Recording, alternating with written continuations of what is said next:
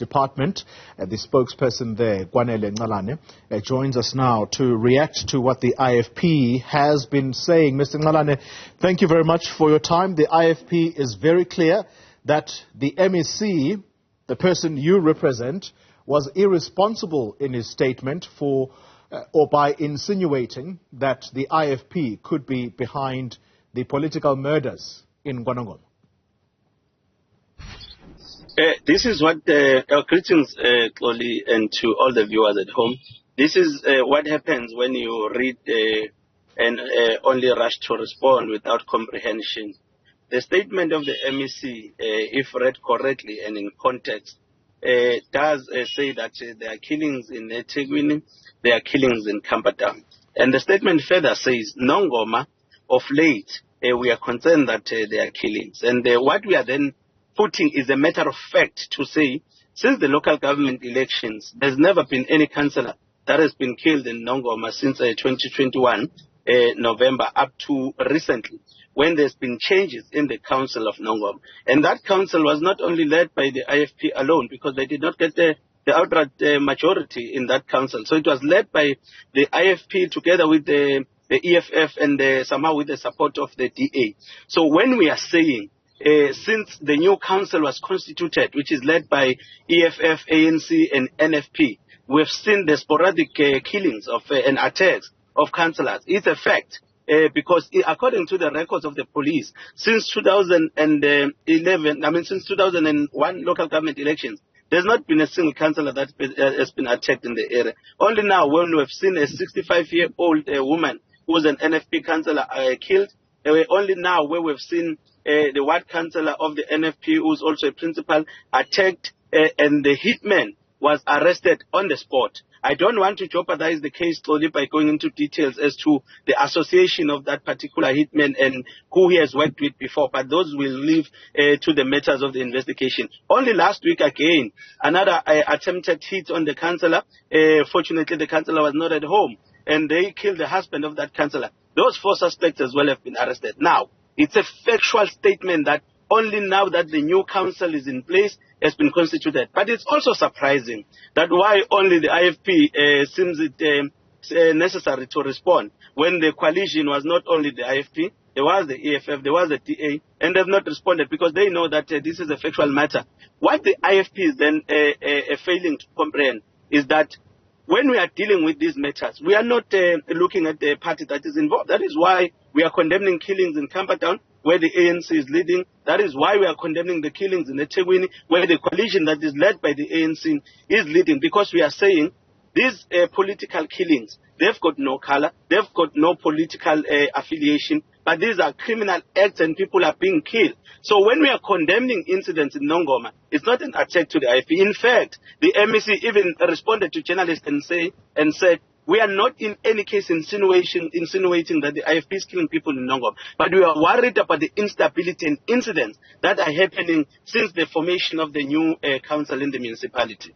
Mr. Ncalane, unfortunately, you are not helping in this conversation because your words are similar to those of your principal, the MEC, because what he said was that if for the past 18 months there have been no killings, but as a result of the change in leadership, we then see killings starting, he even uses the words, logic tells us that there is a struggle for power.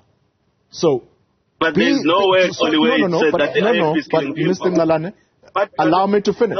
Allow me to finish. Allow me to finish. So, why should you leave members of the public to read between the lines? Say exactly what you think is going on. But Xoli, we are giving factual events to what has transpired in the area of Nongoma. And remember, when we are accounting to the public as the government, we must be able to say, in this area, this is the work that we are doing. In this area, it's stable. In this area, there is instability. And where are we checking that instability to? I think it's part of our accountability. We are not leaving it to the public. We are just presenting factual statements. It will be up to the public to judge. But even in what you are attributing to the MEC, there is no way it's suggesting that it's the IFP that is killing people. So for the IFP then to rush to issue statements and says the MEC is not providing leadership, the MEC is not being responsible. It's incorrect. The MEC was presenting the cases as we have received them from the police and checking them from where it has started, but not only mentioning Nongoma, also mentioning other areas that are problematic that we are dealing with as the provincial government and the police. And we are quite optimistic, Xoli, that the arrest of the hitmen in Nongoma in the two cases involving the attacks of councillors will shed some light in saying who are the people who are behind paying these assassins. Because clearly there is a well-orchestrated move to destabilize Nongoma, whether to force by-elections or to destabilize the council. That is very clear. We don't need rocket science to prove that. It's very clear that there are forces who are working overnight to make sure that they destabilize that area. Equally, we are also paying attention to areas like Campertown, where a councillor has been killed, where another councillor last month was also attacked and survived. So it tells you that whether it's internal within the municipality, whether it's inter-party or inter-party, we don't care. All we are saying is that once people start killing each other, that is criminal act. That's why we must move in and deal with it. And in Nongoma, for instance, there are police that are deployed since the Minister of Police visited that area. That is why police are so prompt in terms of making sure that we effect this arrest. But the multi-party that is aiming at making sure that we engage in a dialogue. We are able to be proactive as government, working with all political parties and the police. Two quick questions before we close the conversation, sir, and I'll ask you to be brief in your response. What I've just taken away from what you said is quite interesting. Are you suggesting that this violence is aimed at forcing a by-election? Why would that be the assumption from your part? Well, absolutely, we are very clear on that one. We know that it's been the matters that we are dealing with in hung municipalities, where you find that a ward councillor will be assassinated with a view of forcing the by-elections. As to who's responsible for that, we'll leave that to be the subject of investigation, but it varies case by case, municipal by municipality. But where there are hung municipalities, there's always a potential for that. Final question to you. Cash in transit robberies are on the rise in KwaZulu-Natal, and indeed, the police, they seem to be doing what they are supposed to do. Talk to us about how the province is trying to fight this, but also, I think, closely linked to that question, the proliferation of guns. Why is it so easy to find guns in KwaZulu-Natal? You look at social media, there are people who are wielding guns in that province, left, right, and center. Well, Xoli, we must firstly say that we are concerned that increasing spate of incidents that are involving cash in transit in the province. But on the same note, we must commend the police who this morning managed to intercept some of the suspects that were being looked at who are involved in this cash in transit. Unfortunately, in a shootout with the police, 4 of them died on the scene.